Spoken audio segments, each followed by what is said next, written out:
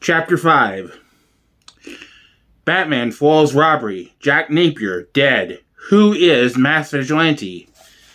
Alexander Knox had never seen anything sweeter than those headlines. Gordon would have to tell him the truth now. Yes, Commissioner, Knox said into the phone.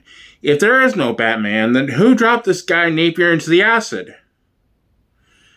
He grabbed the portable microphone with his free hand. Wait a minute, I want to get this on tape. There was a loud click, then a dial tone.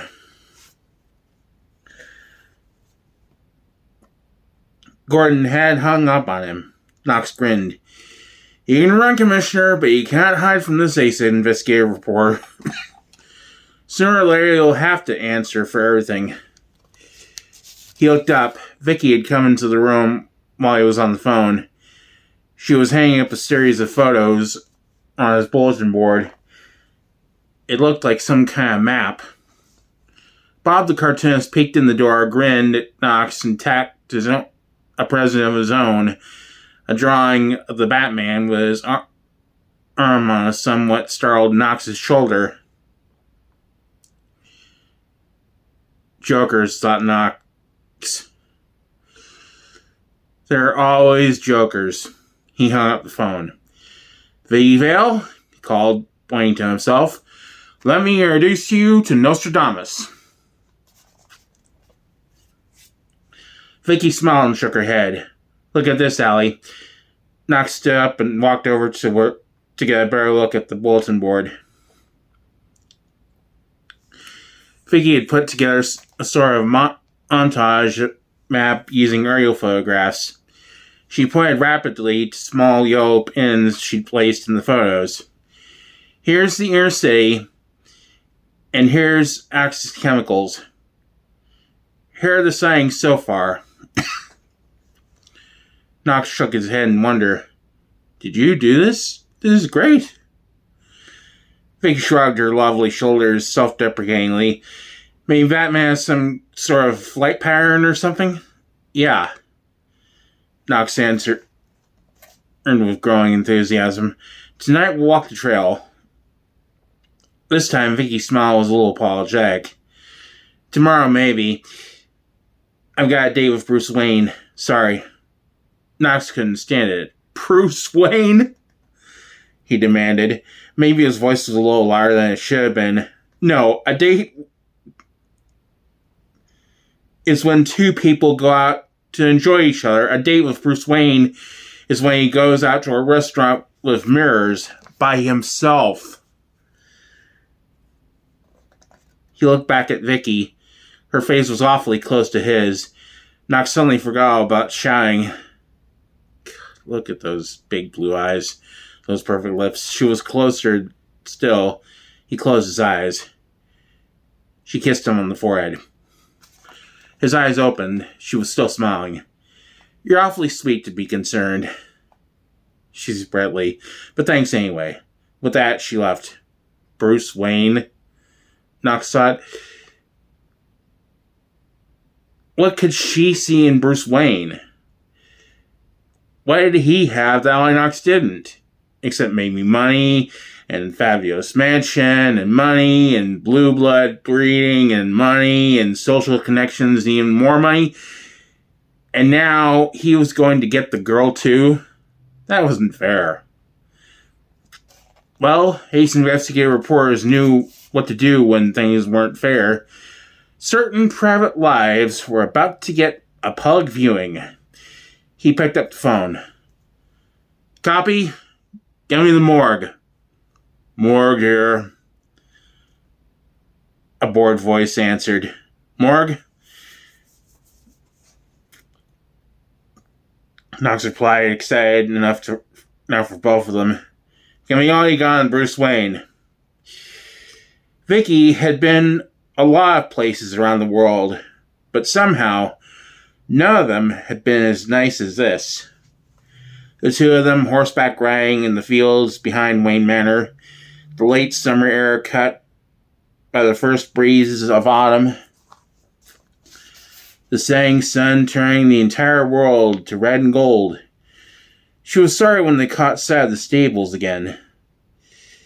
There were some moments, she thought, that should never end. Bruce reined in his mount, a dark stallion with just a hint of white, as they reached the stable yard.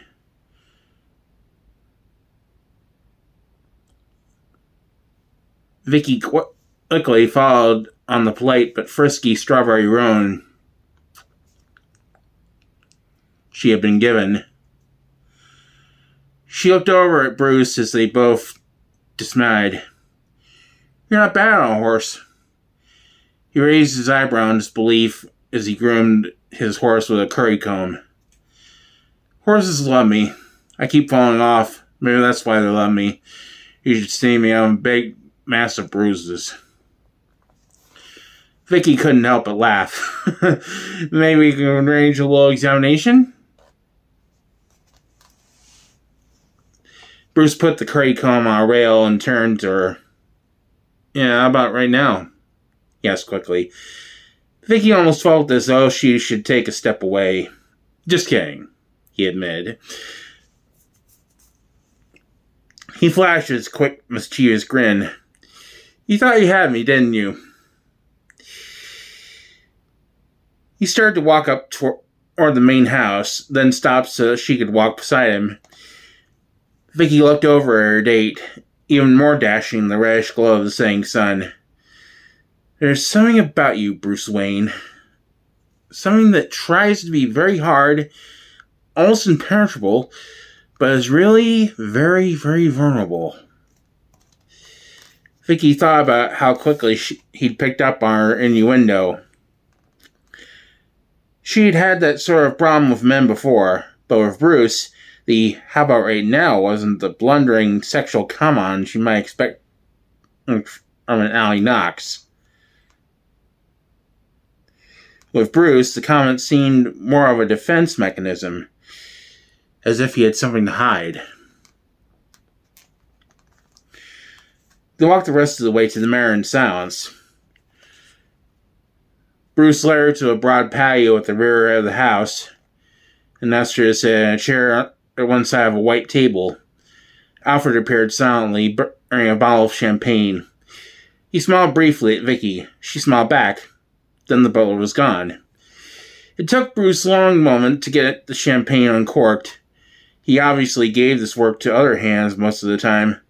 The cork popped at last, and Bruce managed to get most of the champagne into a couple of handy glasses. There was a discreet cough from the patio door. "The Historical Society called to remind you about the banquet," Alfred announced. "Shall I say you'll be there?" "Yes, absolutely," Bruce agreed, a bit distractedly. He glanced at Vicki. "I'll be there." The butler turned to leave. "Alfred," Bruce interrupted his retreat. "Which society?"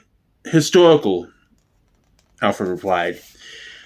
"Oh, yeah, right," Bruce replied brightly, as if a veil had been lifted from his eyes. "Yes." Alfred smiled politely and disappeared into the house. Vicki looked over at Bruce. "Alfred's great. I can't find my socks on him." Bruce agreed. "Been with the family since I was born." He yawned as he finished pouring the champagne. "Am I keeping you up?" Vicki asked with a grin. He looked a little sheepish. "I'm sorry, I've got a lot going on at the moment." "Like who?" she needled. That seemed to fluster him even more. "No, just business. I'll be honest with you, I bore myself easily." He lifted his glass in her direction as if in a toast. "Tell me about you." Vicki considered as she cradled her champagne glass in her open palms. What was there to tell? "I take pictures," she began, "and I love doing it. I feel naked without a camera." One corner of Bruce's mouth turned up slightly. "Well, we better get you one." She found herself smiling in return. "Go on," he urged. "I've been flying around for a while doing fashion," she continued. "It was all right, I know, things change. There was something about this man, maybe his intensity, that made her really want to explain the way she felt, in a way that perhaps she hadn't even explained it to herself. How old are you? She asked him at last. Just turned 35, he answered. About what she'd guessed. You probably had it happen too. You wake up one morning and say, hey, this is who I am. She paused to take a sip of her champagne. I see things through cameras. All kinds of things. Not just long legs and great skirts, but, things. You know. I'm not sure. Well, she put down her glass with a shrug. I just picked up and left. What did you see? He prompted. Vicki sighed. A lot of hotels, a little terror, a little love once in a blue moon, a little terror. Bruce repeated slowly, considering every word. A little love. It's out there, she replied softly. I was never in the right place at the right time, I guess. Bruce had no answer for that. He stared out at his estate in the last rays of the fading sun. So far, Vicki realized, they had been talking only about her. You're a little elusive, Mr. Wayne, she ventured. I feel there's a lot going on in there. He glanced back at her. Oh, not really. Come on, she demanded quietly. Say what you're really thinking. It took him a moment to start. I was just thinking about how beautiful you looked on that horse, and it's kind of nice to have someone in here who notices things. Such a simple thing to say, Vicki thought. Somehow, it made her feel very warm inside. See? She said with a smile. I do have an extraordinary eye. She reached her hand across the table. 2. He replied. He took her hand in his. They both looked at the sunset that might go on forever. She'd had a little too much champagne. The only way she could keep from falling was to hang on to Bruce's arm. How were women supposed to drink and walk in high heels anyway? He led her into the entryway to Wayne Manor. A modest room about the same size as the combined editorial offices of the Gotham Globe. It was all so opulent, so unreal. She waved at the staircases to either side. I feel like I'm in Paris in the 30s, she giggled. Is this fair? I'm half drunk and you're not even... She almost lost her balance again, but Bruce caught her in time. He'd probably get her a car now and send her home.